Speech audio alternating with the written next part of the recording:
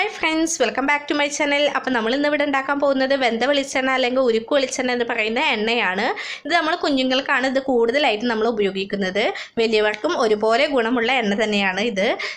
നമ്മൾ പിന്നെ തേങ്ങാപ്പാലിലാണ് ഈ ഒരു എണ്ണ ഉണ്ടാക്കി എടുക്കുന്നത്. തേങ്ങാപ്പാൽ എന്ന് പറയുന്നത് തന്നെ വളരെയധികം ഗുണമുള്ള ഒന്നാണ്. അപ്പോൾ അതിൽ നിന്ന് ഉണ്ടാക്കി എടുക്കുന്ന ഈ ഒരു എണ്ണ എന്ന് പറയുന്നത് ഒന്നുകൂടി ഗുണം കൂടുകയേ ഉള്ളൂ.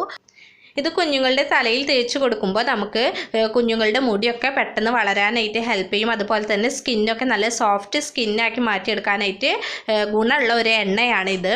പിന്നെ അതുപോലെ തന്നെ തേങ്ങാപ്പാലിൻ്റെ അളവ് എത്ര നമ്മൾ കൂട്ടുന്നോ അതിനനുസരിച്ച് നമുക്ക് കിട്ടുന്ന എണ്ണയുടെ ക്വാണ്ടിറ്റിയും കൂടും.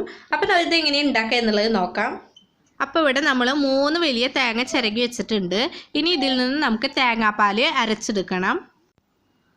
അപ്പോൾ ഇവിടെ ഞാൻ തേങ്ങ അരച്ചിട്ടുണ്ട്. അപ്പോൾ നമുക്ക് കിട്ടിയിട്ടുള്ള തേങ്ങാപ്പാൽ ഇത്രയാണ്. അപ്പോൾ ക്വാണ്ടിറ്റി അനുസരിച്ച് നമുക്ക് അതിൽ നിന്ന് കിട്ടുക എണ്ണ വളരെ കുറച്ചായിരിക്കും, പക്ഷേ ഗുണം കൂടുതലാണ്. ഇനി ഇത് നമുക്ക് ഈ തേങ്ങാപ്പാലിനെ നന്നായിട്ട് വറ്റിച്ചെടുക്കണം. ഇത് വറ്റി നമ്മളെ ഈ തേങ്ങയുടെ കളറൊക്കെ ചേഞ്ച് ആയിട്ട് വരും. അതുവരെ നമ്മൾ ഇതിനെ നന്നായിട്ട് വറ്റിച്ചുകൊണ്ടിരിക്കണം. അപ്പോൾ ഇത് മക്കൾക്കൊക്കെ തേക്കുന്നത് വളരെ നല്ലതാണ്. ഇവിടെ മക്കൾക്കൊക്കെ ഞങ്ങൾ ഇത് തന്നെയാണ് യൂസ് ചെയ്തിട്ടുള്ളത്. അപ്പോൾ പൊതുവെ എല്ലാവരും അത് പ്രസവിച്ച കുട്ടികൾക്കൊക്കെ നമ്മൾ ആദ്യം തേച്ച് കൊടുക്കുന്നത് ഈ വെളിച്ചെണ്ണ തന്നെയായിരിക്കും. ചിലവർ ഇതിനെ ഉരുക്ക് വെളിച്ചെണ്ണ എന്നാണ് പറയുക.